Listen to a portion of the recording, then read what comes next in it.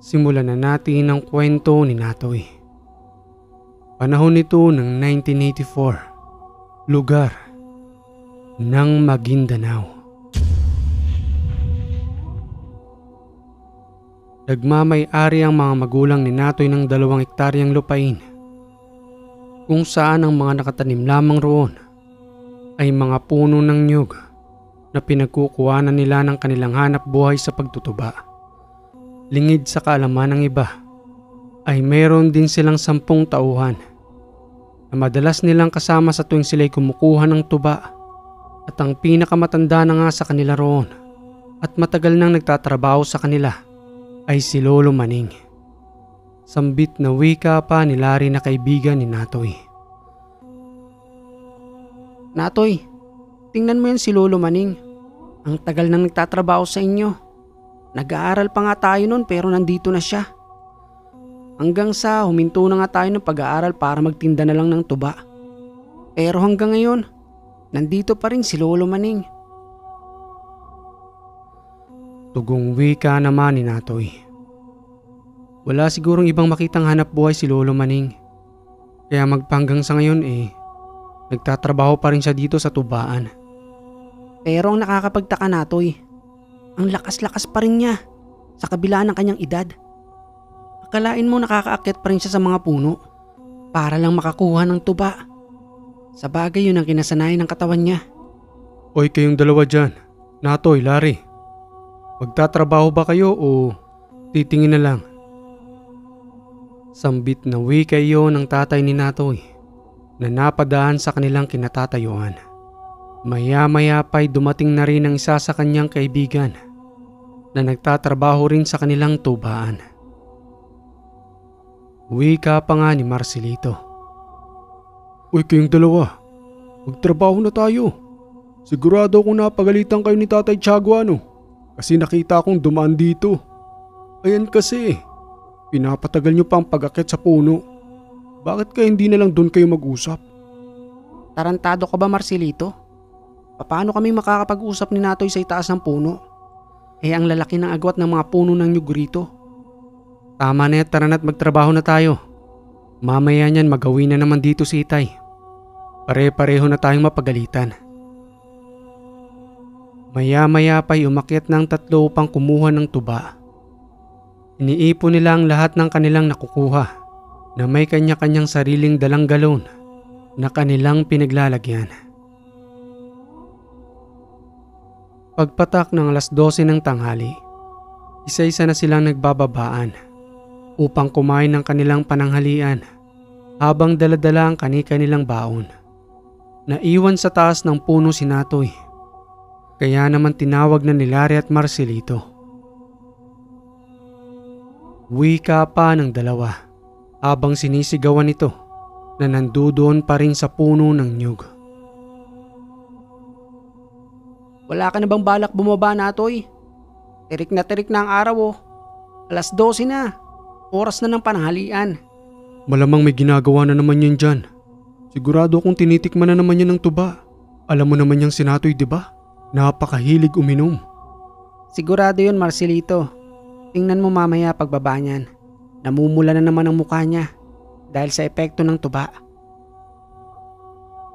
Dahan-dahan na ngang bumababa si Natoy ng puno ng nyug habang nakatali sa kanyang katawan ng kanyang mga nakuhang tuba na nakalagay sa maliliit na galon. Sambit pa nga ni Natoy sa kanyang pagbaba habang namumula ang muka at may tama na sa ininom nitong tuba. Medyo mapakla pa yung nandito sa punong ito. Pero ayos na rin. Tinamaan nga ako ng bagya Halata naman sa'yo, Natoy Naku, kapag napansin niya ni Tatay Tiago, mapapagalitan ka na naman nun. Halika na't sumabay ka na sa amin kumain para mawala-wala naman yung tama mo. Doon tayo sa lilim ng malaking punong yon. Bahagya nilang iniwan ang kanilang mga daladalang tuba. Subalit itong si Natoy ay dinalang isang maliit na galon sa kadailanang wala umano siyang dalang tubig. Talaga naman itong si Natoy, ginagawa mong tubig yung tuba. Pakla-pakla pa niyan Hindi pa nga napapadaan yan sa proseso. Kaya ka pinatigil ng tatay mo sa pag-aaral dahil dyan. Palibhasa kayo nagmamay-ari ng tubaang ito. Ang dami mo namang sinasabi, Larry. Kumain ka na nga. Mamaya pagkatapos natin kumain, ubusin natin to. Para habang nagtatrabaho tayo ganadong ganado. Idadamay mo pa kami ni Marcelito sa kalokohan mo, Natoy. Mamaya niyan mawalan pa kami ng hanap buhay rito. Bahala ka dyan. Basta kami ni Marcelito kakain na. Hindi na napigilan ng dalawa itong si Natoy. Matapos nga nitong kumain, muli nitong tinungga ang kanyang daladalang tuba. Subalit habang patuloy ito sa kanyang pag-inom, lumapit sa kanilang tatlo si Lolo Maning at kinausap itong si Natoy. Sambit na wika pa nga nito sa kanya nang, Natoy, mukhang napapadalas naman yata ang pag-iinom mo.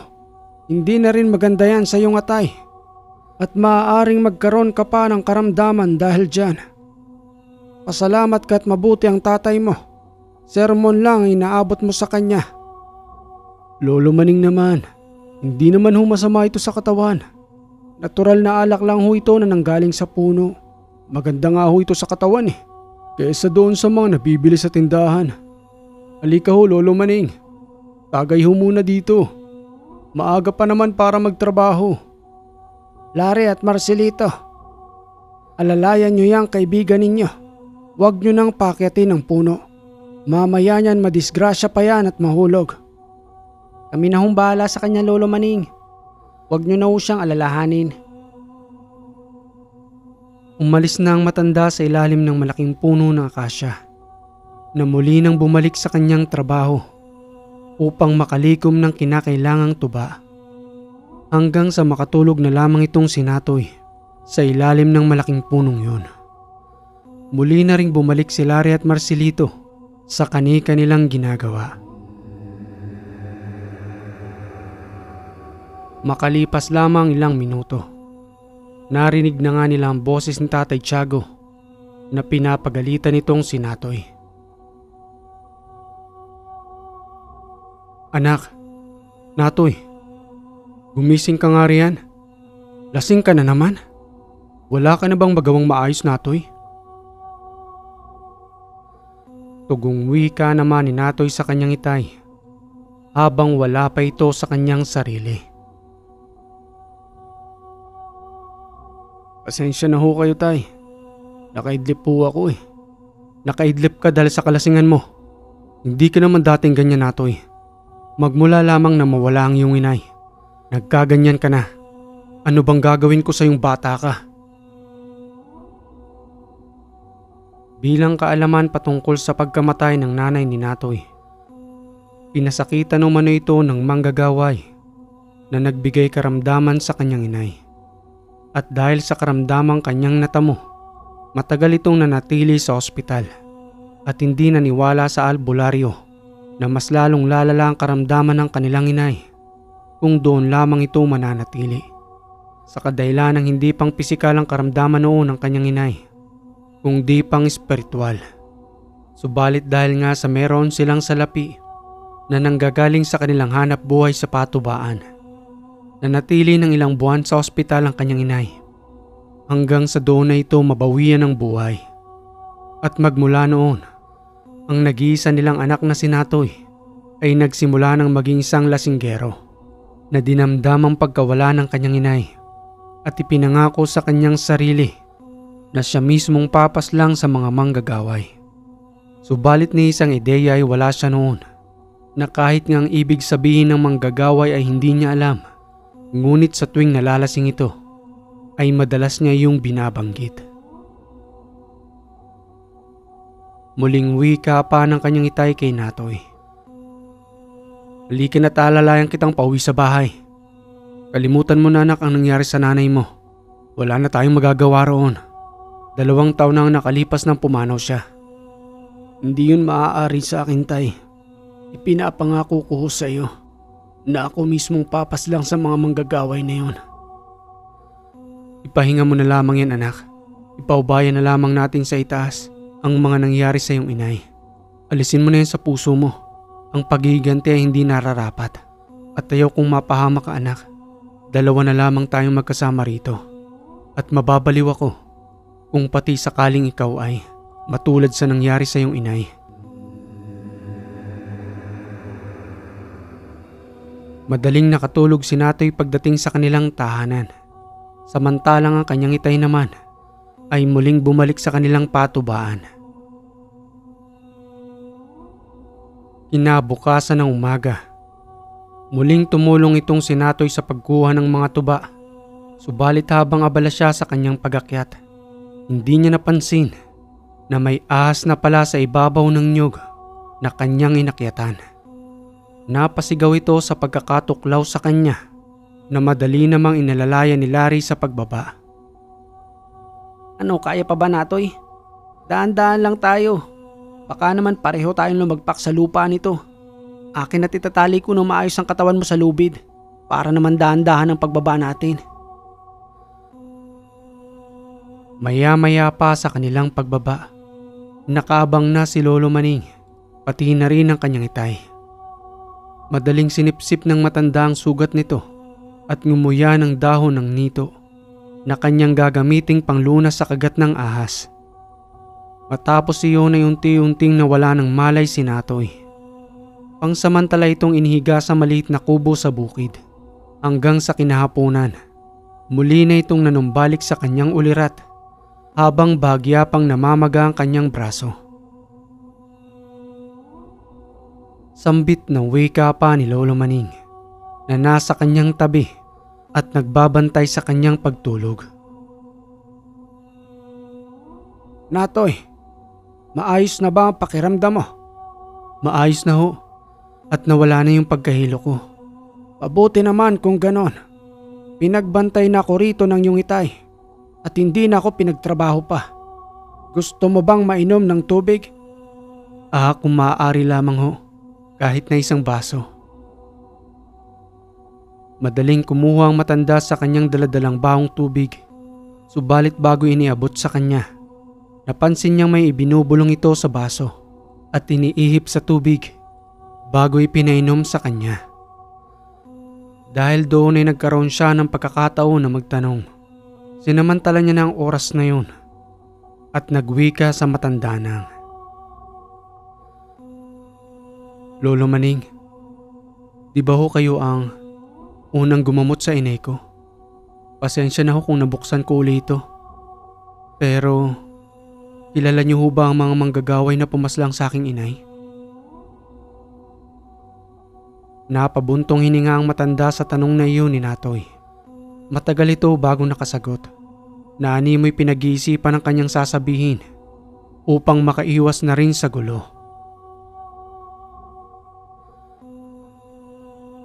Natoy, sa tagal ko ng paninilbihan sa inyo, masama rin sa aking kalooban ang pagkawala ng iyong inay. Subalit sa mga oras na yun, ay hindi sila naniwala sa akin.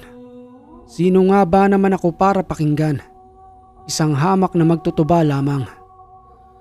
Kilala ko ang pumaslang sa iyong inay. Subalit wala ako sa posisyon para makialam sa gulo ninyo. Sino ho? Mga malalakas na manggagaway na naninirahan sa bundok ng Malaybalay. Malamang ay pinagawa lamang yon sa kanila sa kadahilan ng hindi naman nila kilala ang iyong inay. May kalayuan din ang bundok na yon, kaya kung nais mong magigante, kalimutan mo na lamang, Natoy. Tugong wika naman ni Natoy sa mga sinabi ng matanda. Hindi po pwede yun. Ipinangako ko sa aking sarili, pati na rin sa puntod ng aking inay, na hahanapin ko ang mga manggagaway na yun. Lolo Maning, maaari niyo ba akong tulungan? Sambit ng matanda habang nakatingin kay Natoy. Ayaw kong mapahama ka, iho. 2 taon ang nakalipas na nahimik lamang ako sa nangyari sa iyong inay. Subalit sa 2 taong iyon, dala-dala ko sa aking konsensya ang pasakit na kanyang naramdaman habang nandoon siya sa ospital. Ayaw ko mang gawin ito pero Magtulungan na lamang tayo na supilin sila upang hindi na maulit sa ibang tao ang nangyari sa iyong inay. Ano ho ang kinakailangan kong gawin? Bukas ng gabi ay magtungo ka sa aking kubo. May ipagkakaloob ako sa iyo. Subalit wag mong ipapaalam sa iyong itay. Dahil alam kong hindi siya papayag. Sa kadahilanang dalawa na lamang kayong magkasama at ayaw kanyang mapahamak. Ako hong bahala, Lolo Maning.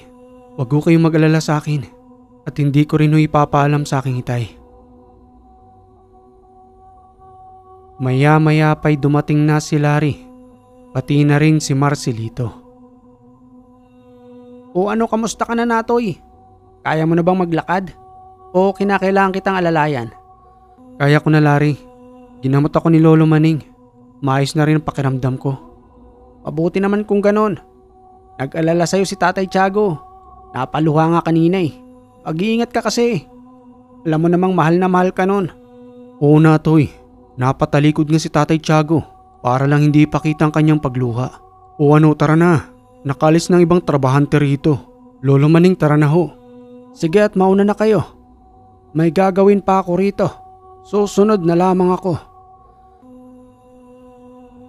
Nagpaiwan ng matanda sa may kubo. Hindi nila alam kung anong gagawin nito roon. Subalit habang patuloy na naglalakad si Natoy, pasulyap-sulyap niya itong tinitingnan, habang ang matanda naman ay may sinusulyapan sa malaking puno ng akasya. Hindi niya napansin na nakatingin din pala roon si Larry. Hanggang sa bigla na nga itong magwika ng, "Tingnan mo, Marcelito, oh. Oy, Natoy. Ayun si Lolo Maning na para bang may hinahanap doon sa may puno ng akasya. Kakaiba rin talaga ang matandang ito. Napaka-weirdo." Pabayaan nyo na. Hindi natin alam kung anong uri ng pagkatao yan si Lolo Maning. Pero napakagaling niya manggamot. Kung wala nga siya kanina, siguradong patay na rin ako.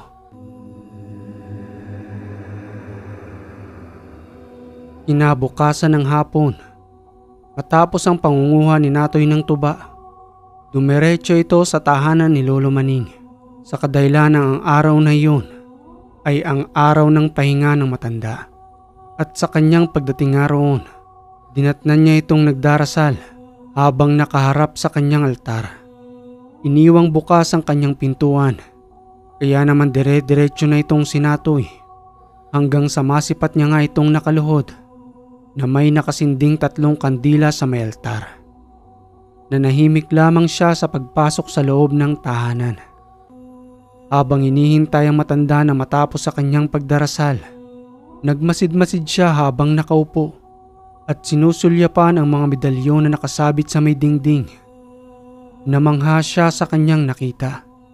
Sa kadahilanang hindi pala basta-basta ang matandang yun, na nananahimik lamang sa kanila bilang trabahanting magtutuba. 1 oras din ang nakalipas hanggang sa matapos na ito sa kanyang pagdarasal. Wika pa ng matanda kay Natoy, "Mabuti naman at nakarating ka. Ang akala ko hindi mo ako paniniwalaan." Naniniwala ho ako sa inyo, Lolo Maning. Pasensya na ho kung medyo napaga yata ako. Naabala ko yata ang pagdarasal ninyo. "Hindi naman, iho. Patungkol nga pala sa ipagkakaloob ko sa iyo. Kakatapos ko lamang itong pakainin ng dasal. Tanggapin mo ang kwintas na ito na may nakalagay na bato mo." Para saan naman ho ito? "Yan lamang naman ang magpoprotekta sa iyo kung sakaling gamitan ka ng mahika ng mga manggagaway. Maliban pa dyan, kasama ang mga dasal na ito na kinakailangan mong kabisahin." Paano ho kung hindi ko makabisa? "Hindi ka maaaring sumabak sa laban kung ni isang bala ay wala kang daladala.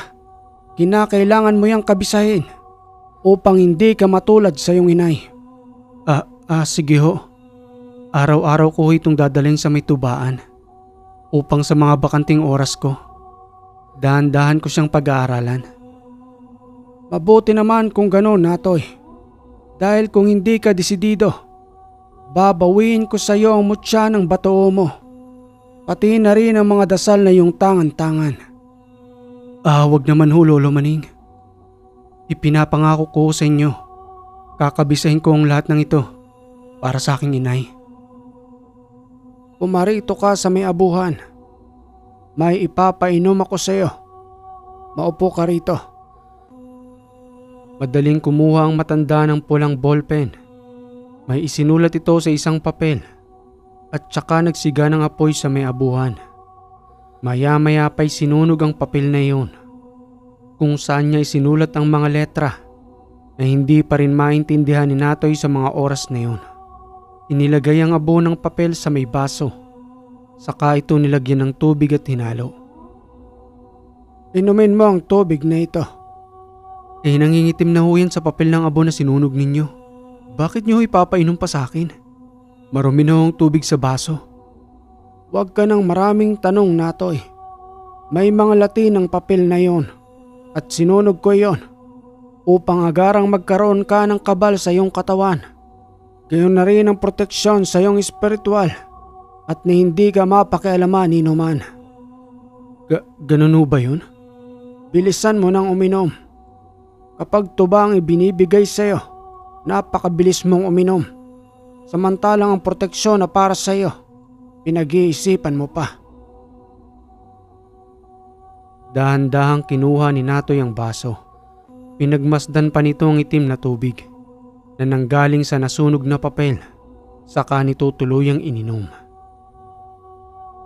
Maya-maya pa'y nakaramdam siya ng paninindig ng kanyang balahibo, pati na rin sa kanyang anit sa ulo na parabang kumakapal ang kanyang balat. Hindi niya may paliwanag sa mga oras na yun ang kanyang nararamdaman. Palibhasa yun ang pinakaunang dasal na pumasok sa kanyang katawan. Patuloy niya pa itong pinakikiramdaman hanggang sa hindi na nakatiis ang matanda. Nagsalita na ito sa kanya at sinabi ang patungkol sa kanyang ininom. Naninibago ka ba, Natoy? Oo, Lolo Maning. Kanina ho kasi parang sa may anit lamang ng ulo ko ang kumakapal. Ngayon buong katawan ko na ho, na parang ang kapal-kapal ng buong balat ko. Ngayon ko lamang ho naramdaman ng ganito. Masasanay ka rin, Natoy. Kabal ang tawag dyan. Masusubukan mo ang katangiang yan pagdating ng taktang araw. Isama mo pa ang batoo mo na nasa iyong katawan ngayon. Sige na't maaari ka nang muwi sa inyong tahanan at baka hanapin ka pa ni Tiago. Lumabas na ng bahay si Natoy. Suot-suot ang kwintas ng batoo mo habang nakalagay sa kanyang bulsa ang kinakailangan nitong kabisahin. Pagdating niya sa kanilang tahanan, hinihintay na pala siya ng kanyang itay habang nakahain na ang pagkain para sa kanilang gabihan. Wika pa nga nito sa kanya habang naghihintay ito sa may pintuan na nagbabasa ng dyaryo. Anak, mukhang ginabi ka na yata ngayon sa pag-uwi. Saan ka ba nanggaling? Tugong wika naman ni Natoy. Napakwento lang ho tay kila Larry, kaya medyo inabot na ho ng dilim. Siya nga pala tay, kailan po ulit tayo papasyal sa puntod ng inay? Siguro sa 1 linggo, anak. Sa ngayon kasi abala pa tayo sa pagkuha ng mga tuba. Ito kasi ang tamang panahon para makapag-impok tayo ng marami na maaari nating may benta. Halika na't kumain na muna tayo para maagang makapagpahinga.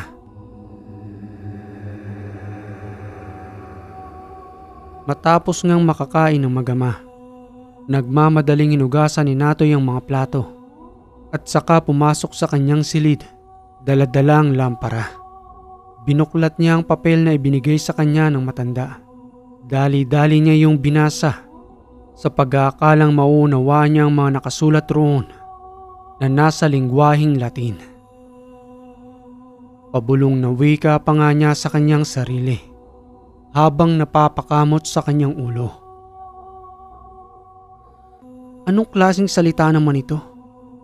Pinaglalaroan yata ako ng matandang yun . Muli niya na lamang isinaayos ang papel hanggang sa natulog na lamang si Natoy.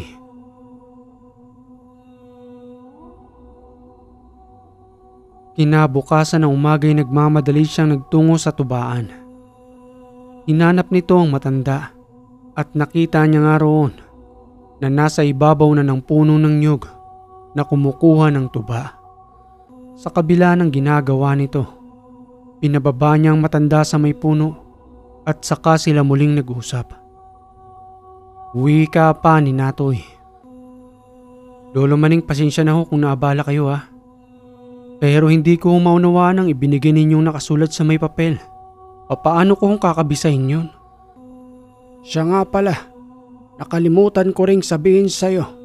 Ituturo ko na lamang sa'yo ang tamang pagbabasa nun, pati na rin ang ibig sabihin ng mga letra.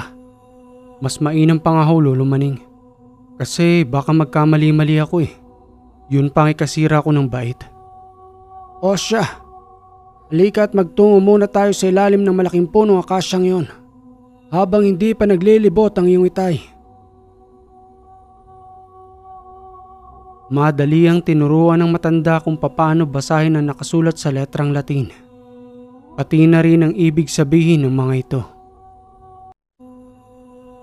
Nauunawaan mo na ba, iho? Oo, yun lang pala yun. Marami yung salamat sa paggabay, Lolo Maning. Sige ho't maaari na kayong bumalik sa trabaho at baka mapansin pa tayo rito ni Itay. Sa pagalis ng matanda, ipinagpatuloy ni Natoy ang pagbabasa hanggang sa lumapit na itong si Larry, pati na rin si Marcelito. Aba Natoy, mukhang may pinagkakaabalahan ka na yata. Wala ka na bang balak umakyat ng puno? Ano ba yung binabasa mo? Sunod-sunod na pagtatanong ni Larry na para bang naninibago kay Natoy dahil sa kakaibang kinikilos nito na sobrang seryoso sa kanyang binabasa. Mukhang may love letter na yata si Natoy. Huwag na natin siyang abalahin, Larry.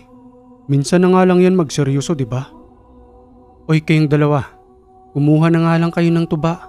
Hindi yung kung ano-anong iniisip nyo sa akin. Pag kayo nakita ni Itay rito, bahala kayo. Hindi ko kayo ipagtatanggol. Sasabihin kong pumipetex kayo. Grabe ka naman sa amin, Natoy. Ano ba kasi ang pinagkakaabalahan mo? Baka naman pwede kami dyan. Umalis na nga kayong dalawa rito. Ayan na, papalapit na si Itay. Nagmamadali ang dalawa na umakyat ng puno ng nyug. Samantalang itong si Natoy ay nanatili pa rin sa ilalim ng punong akasya. Subalit dumaan lang ang kanyang Itay at pinabayaan lamang siya sa kanyang ginagawa. Araw-araw na naging ganoon ang routine ni Natoy hanggang sa makalipas ang mahigit na 1 buwan. Nakabisa niya ang binigay sa kanya ng matanda. Subalit ang inaakala niyang tapos na ang lahat ng iyon, muli pang may ibinigay sa kanya bilang karagdagan ng manong kaalaman na kanyang kinakailangan. Ang akala ko tapos na, Lolo Maning. Pero bakit parang parami ho yata ng parami? Natawa lamang ang matanda sa sinabi ni Natoy at saka ito nagwika ng, Pasalamat ka nga, iho. Dahil ang mga kinakailangan mong orasyon ay madali kong ipinagkakaloob sa iyo. Samantalang noong araw, bago ko pagkalooban ng kinakailangan kong orasyon, kailangan ko munang ipagsibak ng kahoy ang aking guro at ipagigib na rin ang tubig na kanyang kinakailangan. Ganun ho ba? Ganoon na nga, iho. Kaya pagbutihin mo ang pag-aaral dahil alam kong nangako ka sa puntod ng iyong inay na ipag-iiganti mo siya sa mga pumaslang sa kanyang manggagaway. Tama ho kayo. Pagbubutihin ko ho.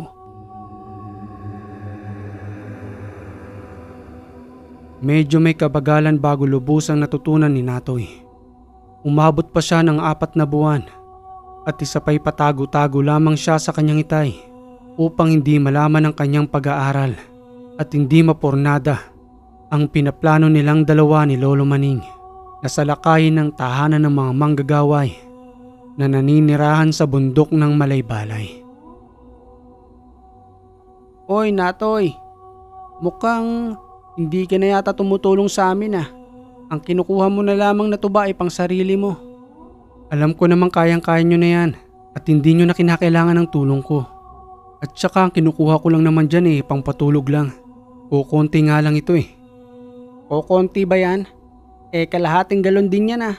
Hayaan nyo na ako. Ang mahalaga nandito ang presensya ko. At saka nanghihina ang katawan ko kapag hindi nakakainom ng tuba. Naku, malala ka na Natoy. Sige, diyan ka na at magtatrabaho na kami ni Marcelito. Maya-maya ay naisipan ni Natoy na gumawa ng isang bitag para sa kanyang maaaring maipulutan sa araw na yon. Matapos niyang may sagawang patibong, muli itong bumalik sa kanyang pagbabasa. At nang makalipas ng ilang oras, napansin niyang gumagalaw na ang bitag na kanyang ginawa.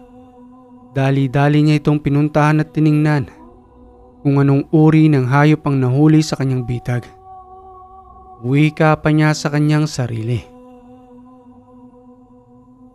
Jackpot talaga.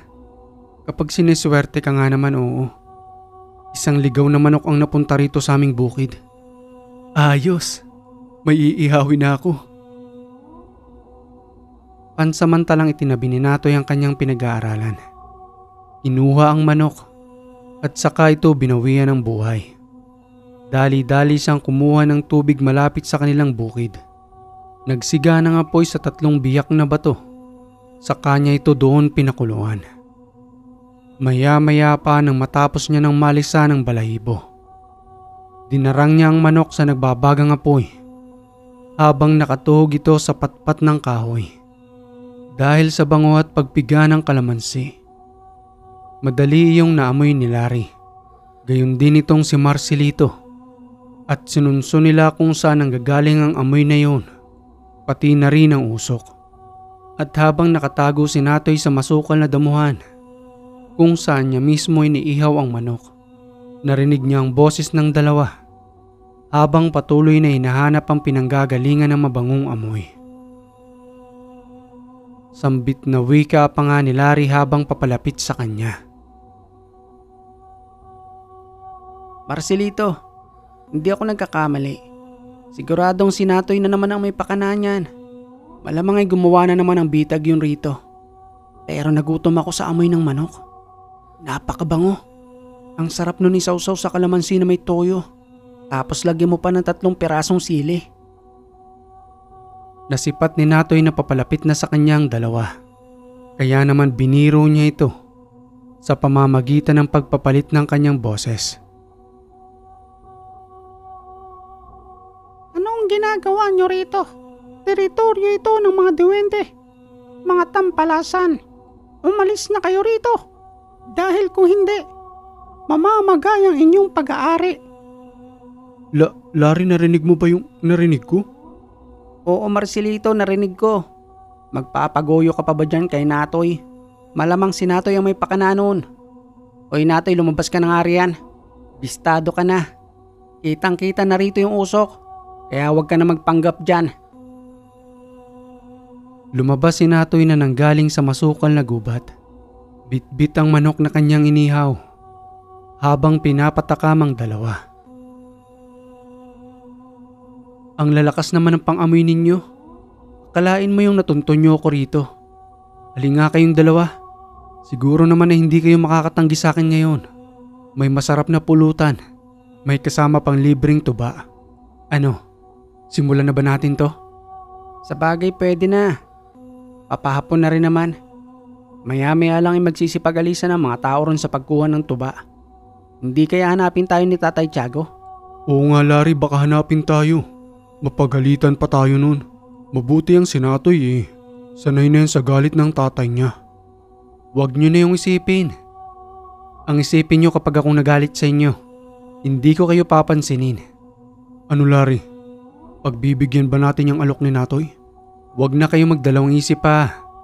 Kung sakaling mabibitin tayo sa tuba, kahit na dumilim na rito kayang-kaya ko pa rin umakyat sa puno para kumuha ng tuba. Dali na, huwag na kayong mahiya. Kayo na nga itong nililibre. Napilitan ng dalawa na makijaming kay Natoy. At habang patuloy silang umiinom sa masukal na kagubatang yun, unti-unti nilang napapansin na dahan-dahan na ring dumidilim sa paligid. Wika pa ni Marcelito habang sila'y patuloy na umiinom. Natoy, Larry. Total, malapit na rin nating maubos yung tuba. At saka lasing na rin ako eh. Siguro tama na yan. Baka naman magpagulong-gulong tayo mamaya sa pagbaba. Problema ba yun, Marcelito? Pwede naman tayong matulog dyan sa maliit na kubo. Para kinabukasan diretso trabaho na tayo. Naku Natoy, nandyan ka na naman sa pangudyok mo. Hindi ka ba hanapin ni Tatay Tiago? Sabihin na nga natin hindi ka hanapin. Paano naman kami? Pamilyado na kaming tao ni Marcelito. Mabuti ka nga, wala kang masyadong iniisip eh. Wala kang batang pinapagatas. Puro sarili mo lang iniisip mo. Kasalanan ko ba yun? Ang aga nyo kasi nag-asawa eh. Kaya ayan, hindi nyo ma-enjoy ang buhay nyo. Pati ang oras nyo limitado. O ano, kukuha pa ba? Naputol ang pagsasalita ni Natoy. Nang sabay-sabay silang makakita ng isang malaking uri ng ibon at nanggaling iyon sa mataas na puno ng nyug.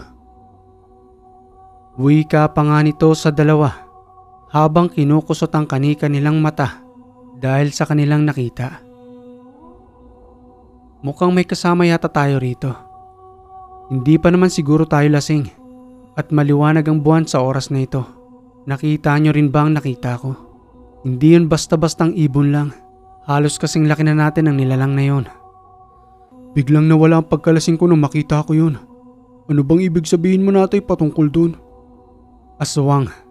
Yun ang pakiramdam ko sa nakita natin. Bakit Natoy? May alam ka ba patungkol sa aswang? Nabasa ko ang patungkol dun sa librong ibinigay sa akin ni Lolo Maning.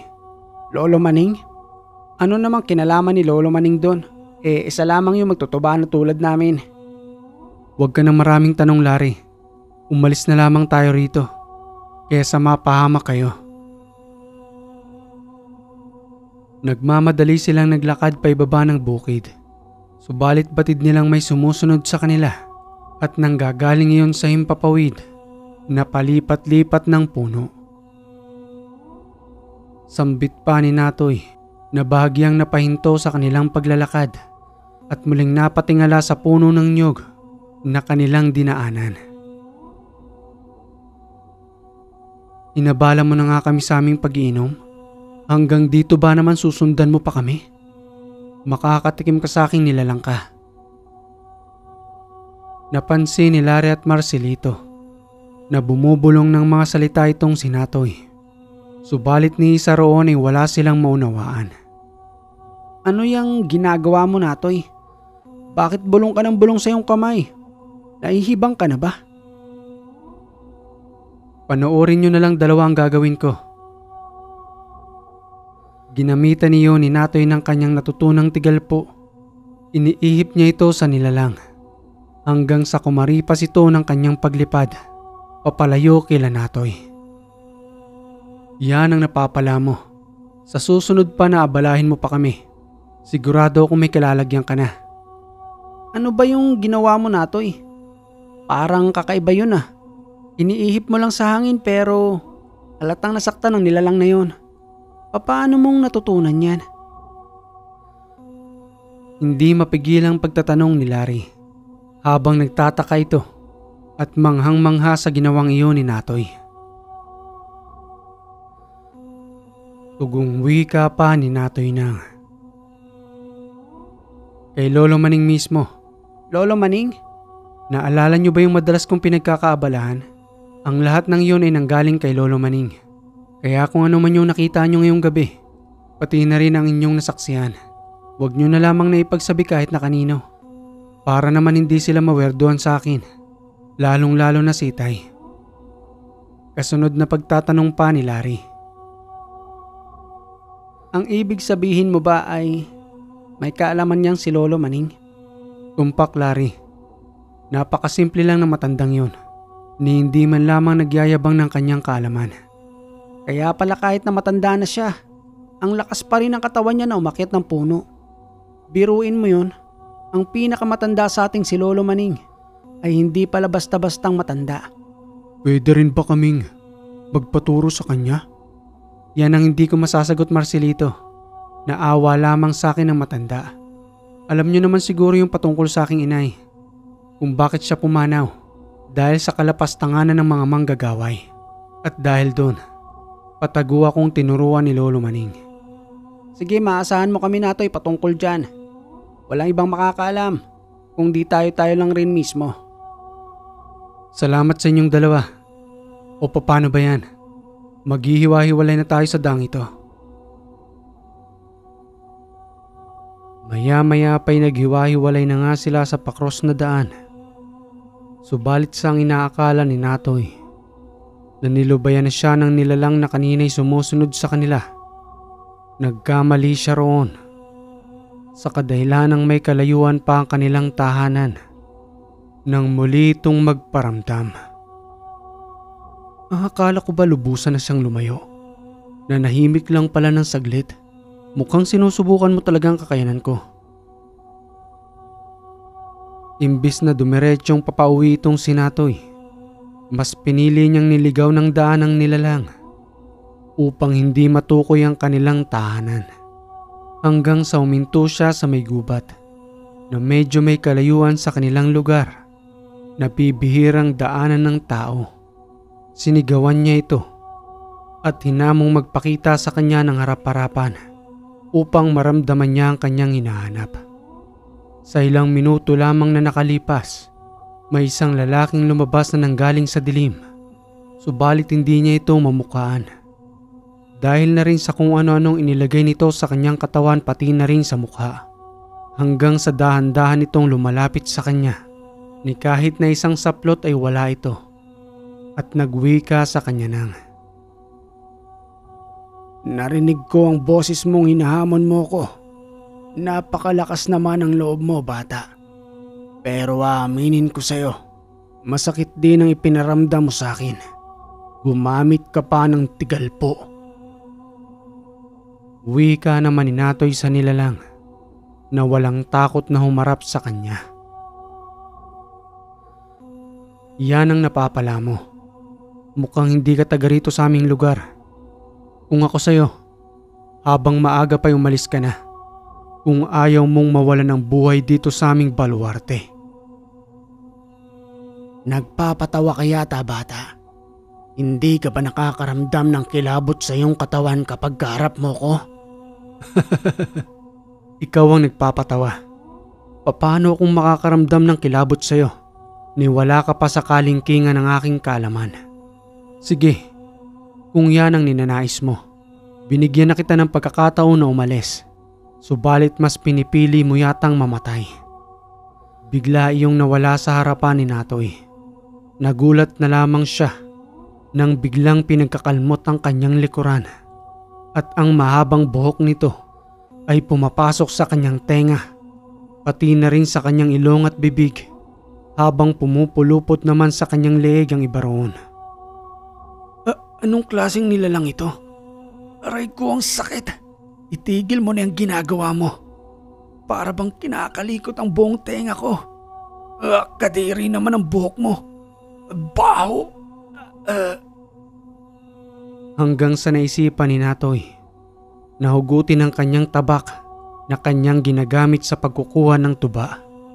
Dahil nga sa wala na siyang pagkakataon para magusal, patuloy pa rin ang paggalaw ng buhok nito sa kanyang bibig. At imbis na maitarak niya ang tabak na kanyang tangan-tangan, unti-unti siyang nauubusan ng lakas hanggang sa mabitawan niya na ang tabak na kanya sanang gagamiting pamaslang. Ito na yata ang katapusan ko sa mundong ito. Pero hindi pwede. Hindi ko pa naipagiganti ang aking inay. Pero hinang-hina na ang katawan ko sa ginagawa ng nilalang na to. Maya-maya pa'y narinig niya ang tinig ni Lolo Maning. Bitawan mo ang batang yan. Ako ang labanan mo. Lolo Maning, tulungan niyo ho ako. Binitawan ng nilalang na wala ng malay si Natoy. Naubusan ito ng hangin sa kanyang katawan Dahil na rin sa pagbara ng buhok nito sa kanyang bibig at ilong na naging dahilan ng kanyang pagkawala ng malay. At nung gabing iyon, hindi niya na alam ang mga kasunod na nangyari hanggang sa nagising na lamang siya kinabukasan na nandoon na siya sa tahanan ni Lolo Maning. Lolo Maning? Ano na hong nangyari? Itay, bakit nandito na ho kayo? Pinuntahan ko siya mismo sa inyong tahanan.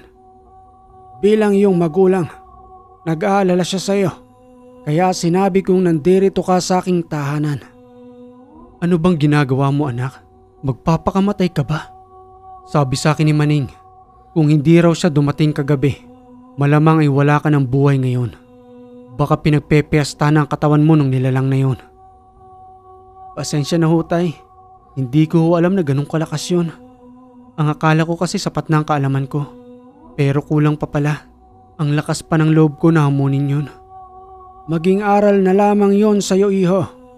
Hindi mo maaaring ipagyabang ang iyong kaalaman sa kadahilan ng hindi mo masusukat ang lakas ng iyong kaharap. Maaaring may kabal ka nga sa iyong katawan. Subalit sa ginawa niya sa iyo, nawalan ka naman ng malay. At dahil doon, maaari niya nang gawin ang lahat ng pwedeng gawin niya sa iyo hanggang sa lubusan kang mawala ng buhay. Hindi ko nga ho naisip yun. Ang akala ko'y makikipaglaban siya sa akin ng harap-harapan. Hindi pala. Umatake siya sa aking likuran hanggang sa hindi na ako makagalaw. Marami hong salamat, Lolo Maning. Huwag kang magpasalamat sa akin. Hindi mo pa oras, iho. Hindi pa tapos ang iyong layunin. Siya nga ho pala. Anong ginawa niyo sa nilalang? Kasama na siya ngayon ni kamatayan at malamang sa mga oras na ito, sinusunog na ang kanyang kaluluwa sa impyerno. Mang Maning, maraming salamat sa pagligtas ng buhay ng anak ko. Gayon na rin sa pag-amin mo sa akin. Patungkol sa layunin ng aking anak sa mga manggagaway, huwag mo pa rin ho siyang pababayaan hanggang sa may sagawa niya ang kanyang layunin. Alam ko naman nung hindi ko siya mapipigilan. Ikaw na hong bahala sa aking anak, Mang Maning. Ipinapaubaya ko na ho siya sa'yo. Sinabi niyo na ho sa aking, itay? Oo, Natoy. Kesa naman may mangyari sa iyong masama, baka masisi ko pa ang aking sarili. Mabuti na yung ipaalam natin sa kanya upang magkaroon ka ng basbas sa iyong gagawin. Hindi naman siya tumutol sa iyong plano dahil alam niyang yon ang magpapasaya sa iyo at magpapatigil sa iyong pag-inom. Marami hong salamat, tay. Hayaan niyo ho at pagbubutihin ko. Basta mag-iingat ka lamang, anak. Hindi basta-basta ang kinakalaban mo. May mga itim silang kakayanan. At sa pamamagitan noon, wala silang awang pumapas lang sa kanilang binibiktima. Ako nang bahala sa kanya, Tiago.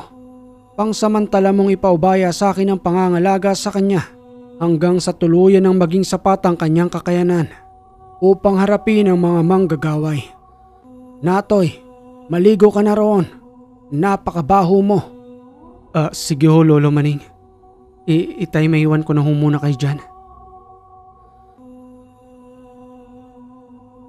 At habang naliligo itong si Natoy, patuloy niyang dinadampi ang kanyang likuran sa pagbabaka sakaling nagtamo siya ng maraming sugat. Subalit tuwang-tuwa siya roon ni kahit na isa man lamang ay wala siyang natamo, gayon na rin sa kanyang leeg. Sambit na wika pa ni Natoy sa kanyang sarili habang patuloy niyang sinasabon ang kanyang katawan dahil na rin sa sobrang baho nito na kumapit ang amoy ng nilalang na yun dahil sa pagkakadikit nito sa kanyang likuran. Pinapahanga ako ng matandang yun. Tunay ngang sinasabi niya sa aking kabal dahil kung hindi totoo yun, siguradong napakarami ng sugat sa aking likuran.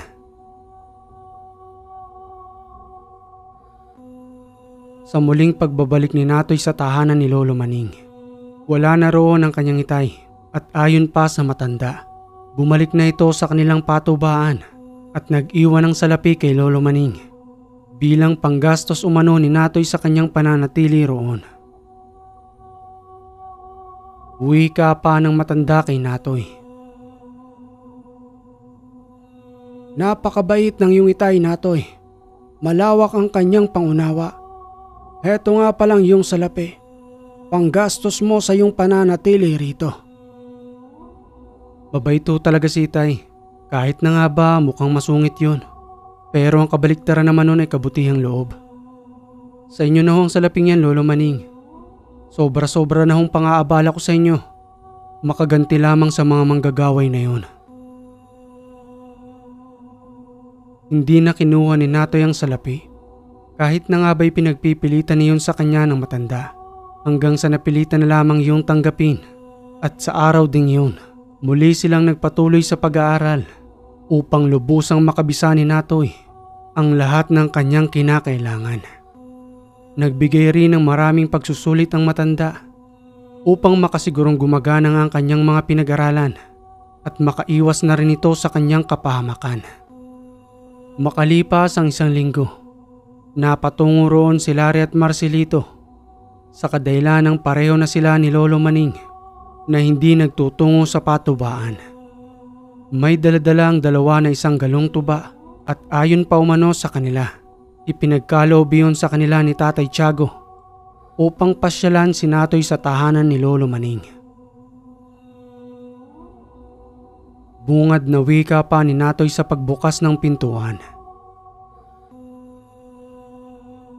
Oh, himala, kayong dalawa ba talaga yan? At may daladala pa kayong tuba?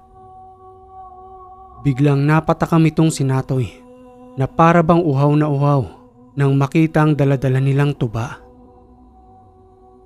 Napalunok ka pa ng laway mo, no?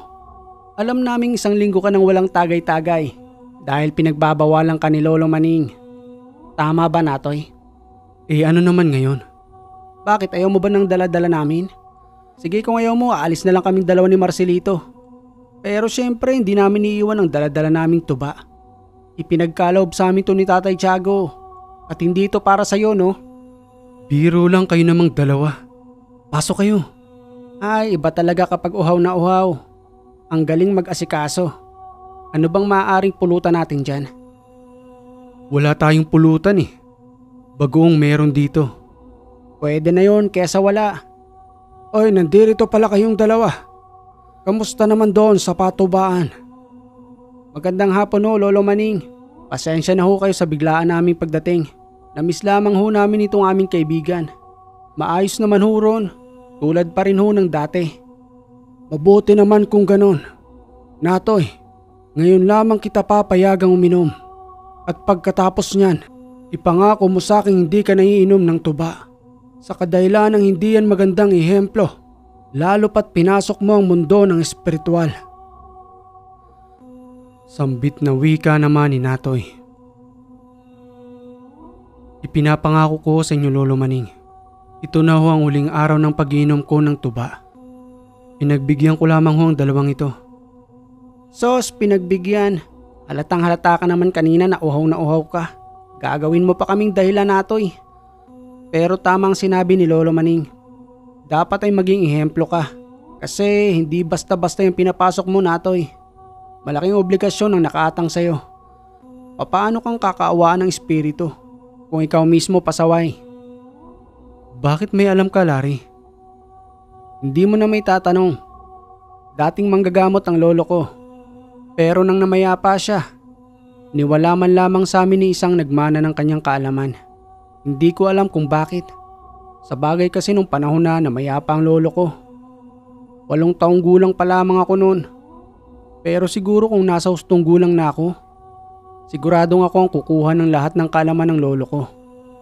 Wala na nga siya ni isang gamit na iniwan sa amin eh. At ang pagkakaalam ko ay itinapon na ng aming lola sa Rumaragas ang ilog. Ah, kaya pala. Sayang naman. Di bale, simulan na natin ang tagay. Kumuha ng basong mapagtatagayan itong si Natoy.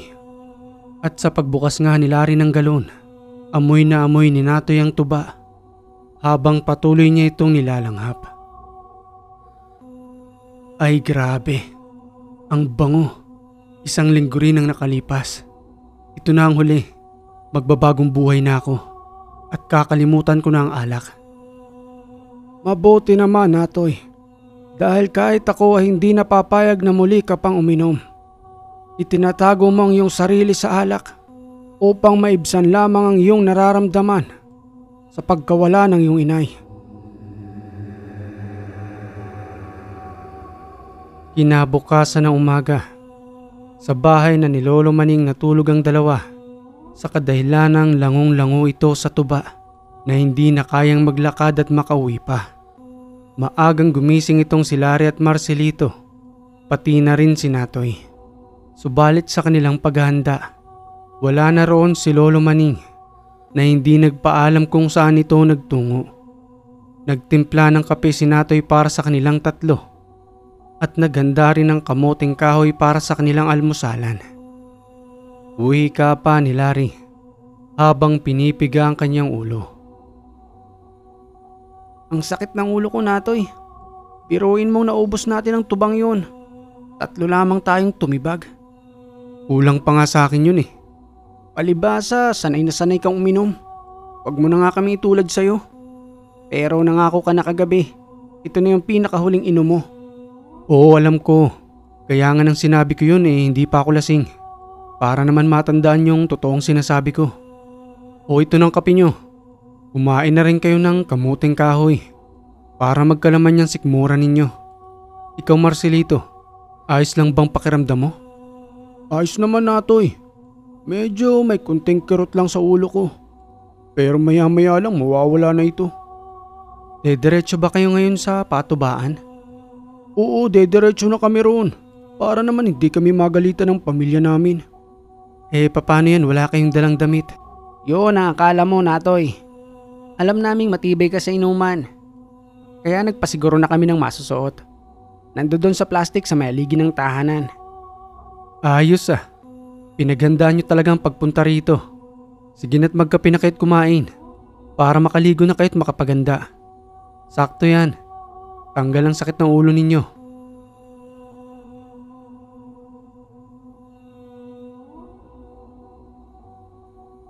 Matapos makapaganda ng dalawa, umalis na ito sa tahanan ni Lolo Maning. Subalit nagtataka si Natoy kung bakit hindi pa bumabalik ang matanda. Ilang oras niya rin itong hinintay, subalit lumipas na lamang ang tanghalian. Hindi pa rin bumabalik si Lolo Maning. Patuloy niyang sinipat ang labas ng tahanan sa pagbabaka sakaling nandoon lamang ito. Ngunit ni kahit na yabag ng matanda ay wala siyang marinig doon. Patuloy ang kanyang pag-aalala kung saan na nga ba ito nagtungo. Bandang 5:00 na ng hapon, nangakmang lalabas na siya ng tahanan upang magtungo sa patubaan. Sa pagbabaka sakaling nandoon lamang ito. At sa hindi niya inaasahan, biglang dumating ang matanda sa may pintuan na nagwika sa kanya ng, "Saan ka pupunta, Natoy?" "Hahanapin ko sana kayo. Saan ho ba kayo galing?" "Nagtungo ako sa ibaba ng bundok ng Malaybalay at napagalaman kong marami ang nangangailangan ng tulong roon na patuloy na ginagambala ng mga manggagaway. Bukas na bukas rin, Natoy. Magtutungo tayo sa ibaba ng bundok na yon. Yun ang iyong pagkakataon upang harapin sila sa pamamagitan ng kanilang pinipinsala." "Marami hong salamat, Lolo Maning. Handa na ho akong harapin sila."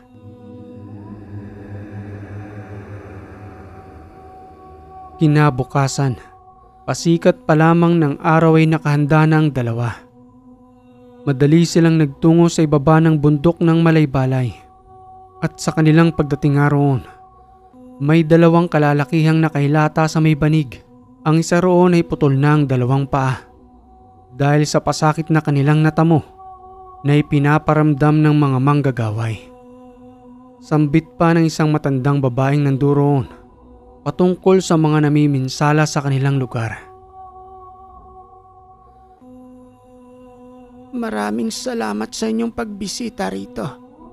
Matagal ng panahon na walang nagagawi ng mga tulad ninyo sa aming lugar. Wala naman kaming kakayanan na harapin ang mga nagpapasakit sa mga taong naninirahan dito. Maawa ho kayo sa amin. Tulungan niyo ho kami sa lugar naming ito." Wika pa ni Natoy sa matandang babae. Saan ho bang tahanan ng mga manggagaway? At bakit hindi na lang ho kayo umalis rito? Hindi kami maaaring umalis rito, iho. Nandirito ang aming kabuhayan.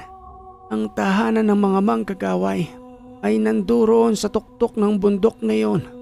Subalit madalas silang napapadaan dito kapag bumababa sila ng bundok. Pagtatanong pa ni Natoy kay Lolo Maning. Dediretso na ho ba tayo doon, Lolo Maning? Hindi na natin kinakailangang magtungo roon, Natoy. Nasa harapan mo na ang solusyon kung papaano sila uubusin. Dahil kung sa pisikal na paraan natin sila haharapin, hindi natin sila kakayanin roon at siguradong marami na ang kanilang lahi. Gamitin mo ang nakabisa mo sa libreta at sa pamamaraan ng pagpapasapi. Lahat sila ay maaari nating tawagin at tayo na mismo ang may hawak ng kanilang espiritu. Nasa atin ang pagpapasya kung ikukulong lang ba natin sila sa bote o tuluyang papaslangin. Simulan mo na, Natoy. Nandirito lamang ako sa iyong likuran na nakahawak sa iyong balikat. Patuloy na nag-usal si Natoy hanggang sa maya-maya pa ay sumapi ng nagpapasakit sa dalawang lalaking yun at nagwika sa kanila ng, Bago ang mukha mo sa akin. Sino ka ba? Hindi niyo ko kilala, pero alam ko kung anong uri kayo at kayo ang lahi na pumaslang sa aking nanay. Mahigit 2 taon din ang nakalipas at pinagandaan ko ang pagkakataong ito upang ako mismo ang pumaslang sa inyo. Ano ang pinagsasasabi mo? Nahihibang ka na bang bata ka?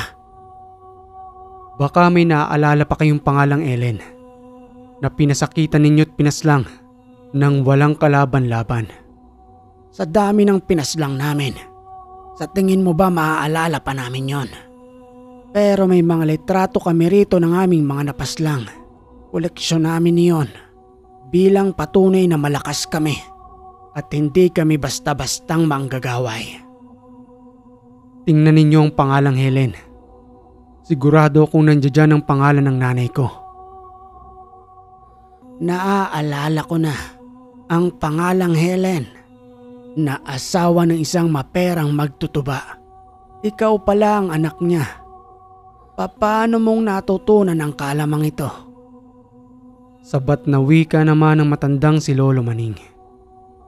Dahil sa akin at ipapaubaya ko ang buhay ninyo sa kanyang kamay dahil sa kalapastangan ng ginawa ninyo sa kanyang magulang. Kahit na magsama pa kayo, hindi ninyo kami mapapaslang. Ganoon ba? Napakalakas naman yata ng tiwala ninyo sa inyong sarili. Lolo Maning, alalayan niyo ho ako. Tatawagin ko pa ang lahat ng mga kasama nito upang sabay-sabay na silang mapaslang sa pamamagitan ng katawan ng lalaking ito. Nandito lamang ako, iho, sa iyong likuran. Nakaalalay ang kakayanan ko upang hindi ka magapi ng mga yan. Maya-maya pa'y sumanib ng espiritu ng mga manggagaway at ang lahat ng iyon ay pinaslang ni Natoy. Wala ni isa siyang itinira upang wala nang magasik ng kasamaan sa lugar na iyon. Napaluha ang matandang babae dahil sa sobrang pasasalamat nito kay Natoy hanggang sa napayakap pa nga ito at nagwika sa kanya ng, Maraming salamat sa inyo, iho. Magaling na rin ang aking apo. Wala hong anuman yon.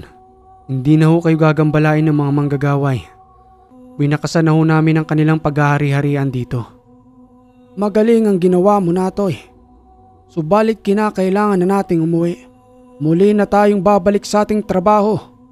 Bilang magtutuba, alalahanin mong ipinangako mo sa akin na hindi ka na muling iinom, lalo pat na ipagiganti mo na ang iyong inay. Oho, Lolo Maning. Isa ho akong dating lasinggero, pero hindi na ho ngayon. Subalit babansagan pa rin kitang lasinggerong antingero. Okay mga kahiwaga. Maraming salamat sa nagpadala sa atin ng kwento na itinago natin sa pangalang Natoy. At shoutout kay Ma'am Karen from Japan. Marami pong salamat sa pagbibigay ng super thanks. Ingat po kayo palagi dyan. At kung may komento ka sa kwentong ito, maaari kang mag-comment dyan sa baba. At kung hindi ka pa nakaka-subscribe, click mo na yung subscribe button dyan, pati na rin yung bell para updated ka sa ating mga bagong kwento. Muli mga kahiwaga, maraming salamat sa lagi ninyong pagantabay dito sa Ang Hiwaga.